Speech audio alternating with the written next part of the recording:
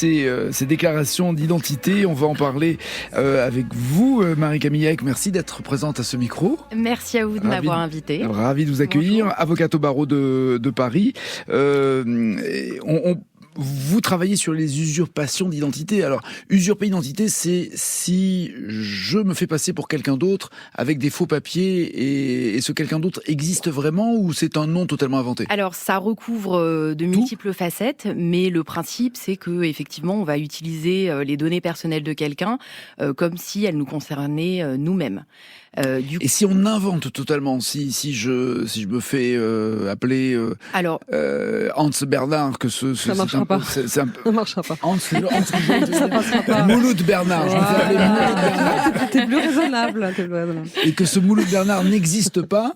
Est-ce que c'est quand même une usurpation d'identité ? Non, parce qu'il faut qu'il y ait on usurpe l'identité de quelqu'un d'autre. De quelqu'un d'autre. Donc si c'est une invention totale, là, je n'usurpe rien. Non, on va plus être sur de la qualification de faux, usage de faux, éventuellement escroquerie. Enfin, tout dépend ce qu'on fait en utilisant cette identité bidon. Est-ce qu'on peut... C'est le terme alias, en fait. Ça va être un alias. Alors, c'est un surnom. On n'est plus du domaine de... Voilà, on ne sera pas, en tout cas, dans l'usurpation d'identité, puisque l'usurpation d'identité va impliquer qu'on cause préjudice à une autre personne dont, justement, on usurpe l'identité. Des personnes ont des doubles vies ou des vies triples, si on fait une référence au roman, mais prenons ceux qui ont une double vie. Déjà. Et qui ont... Non, mais il y en a malheureusement trop, qui ont deux femmes, deux foyers, deux enfants, et ainsi de suite. Est-ce qu'ils jouent avec aussi des noms ? Est-ce qu'ils transforment leur nom ou c'est la même personne ? Est-ce que vous avez eu des cas déjà de personnes qui s'appelaient différemment d'une ville à l'autre avec des familles et des foyers différents ? Alors, non, parce que tromper sa femme, ça n'est pas illégal. Donc moi c'est vrai que et on me le dit que maintenant. Si t'avais su toutes les identités là, il vient de quitter le studio. Donc j'ai pas eu de cas effectivement d'usurpation d'identité dans lesquels c'était pour tromper sa femme. Moi ça va être des cas soit d'usage ponctuel de l'identité de quelqu'un pour commettre un fait précis. Par exemple, souscrire un crédit à la consommation, ouvrir une société. Donc, ça peut être un usage ponctuel. Détourner de l'argent ? Des aides ? Oui. En général, c'est la motivation, le moteur est très souvent financier. Fuir les impôts ? Par exemple, notamment. Je cherche à voir l'intérêt de. Non, tout à fait. Ouais. Et on a un autre cas où des individus vont vraiment usurper le titre d'identité d'une autre personne. Donc c'est souvent par exemple des étrangers qui sont en situation irrégulière, qui vont vouloir usurper l'identité de quelqu'un, soit parce que c'est un étranger en situation régulière, soit carrément parce que c'est quelqu'un qui a la nationalité française, ce qui va leur permettre de passer outre le fait que eux-mêmes sont en situation irrégulière. Alors comment faire quand son identité est parce que là on s'est placé que du mauvais côté de celui qui voulait avoir plusieurs identités, mais quand on se fait entre guillemets voler son identité? Alors c'est très compliqué. Souvent les gens, donc l'usurpation du titre d'identité, souvent les gens le découvrent quand ils vont faire une demande de renouvellement de carte d'identité ou de passeport et qu'on leur dit votre demande ne peut pas aboutir parce que quelqu'un a déjà fait une demande il y a quelques mois auprès d'une autre administration. Donc là c'est un petit peu la douche froide quand même parce que on se dit oulala, qu'est-ce qui a bien pu se passer, et se met en marche une situation complètement ubuesque puisqu'il va falloir prouver qu'on est bien la personne qu'on prétend être. Donc ça passe par la production de plein de papiers, documents officiels depuis qu'on est né.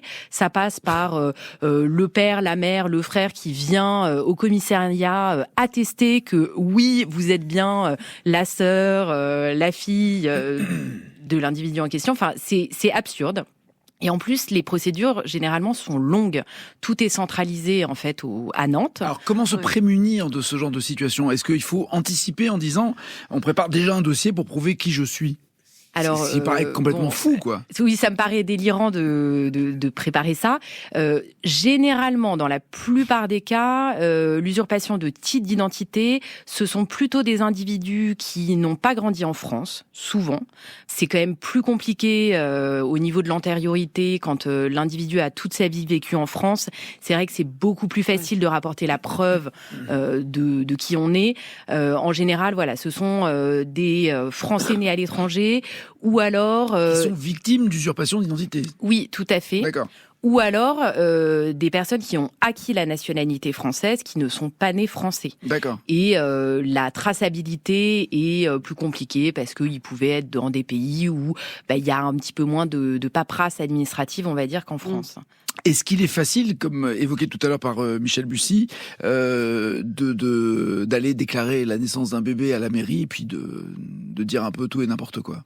Alors, je n'ai jamais rencontré de cas similaires, mais ça me semble extrêmement plausible. Ah oui. Moi, je vois des situations tellement invraisemblables que ça ne me paraît pas du tout impossible, et l'intrigue me semble parfaitement plausible. Il n'y a pas de contrôle. Ce qui est le plus beau compliment que vous puissiez entendre. Oui, bien sûr. Oui, tout est plausible. C'est tamponné d'une avocate. D'ailleurs, Michel a 15 enfants à la mairie et on n'en a vu qu'un seul. Et lorsqu'il y a des homonymes, lorsque deux personnes de bonne foi se sont toujours appelées de la même manière, est-ce que là, l'administration ne peut pas se perdre aussi et se mélanger les pinceaux? Si, c'est terrible, c'est très compliqué. Moi, j'ai beaucoup de cas d'usurpation d'identité dans lesquels l'administration pourra considérer que c'est pas une usurpation d'identité, mais un homonyme. Je pense notamment aux difficultés de fichage Banque de France.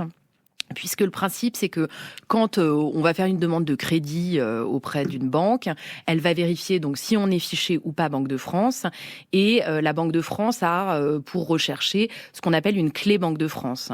Et la clé Banque de France, c'est seulement les premières lettres de son nom et la date de naissance. Donc en réalité, c'est rien. Bah et moi, j'ai beaucoup de clients qui se retrouvent à avoir des usurpations d'identité à partir de faux papiers d'identité, avec par exemple un lieu de naissance qui est différent du leur, mais malgré cette différence, la clé Banque de France va être identique.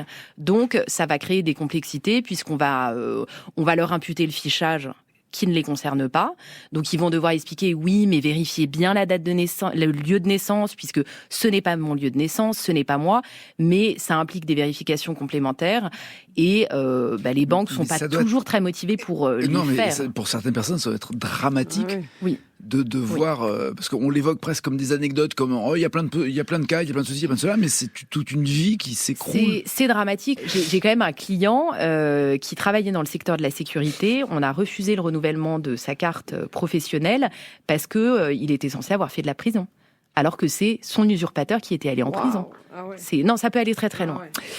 Marie-Camille Eck, MC Eck, donc avocate au barreau de Paris. Et si vous avez des problèmes d'usurpation d'identité, c'est la personne au courant de ce genre de dossier. Merci beaucoup, maître. Merci à vous. Merci pour votre invitation et bravo pour votre livre que j'ai beaucoup aimé. Ah, merci beaucoup. Non, mais c'était passionnant de vous écouter surtout. Oui, puis ça, passionnant, ouais. C'est plein d'idées d'autres romans maintenant. N'hésitez pas, si vous avez besoin d'une petite consultation, je suis à votre disposition, je serai ravie. Merci beaucoup. Nous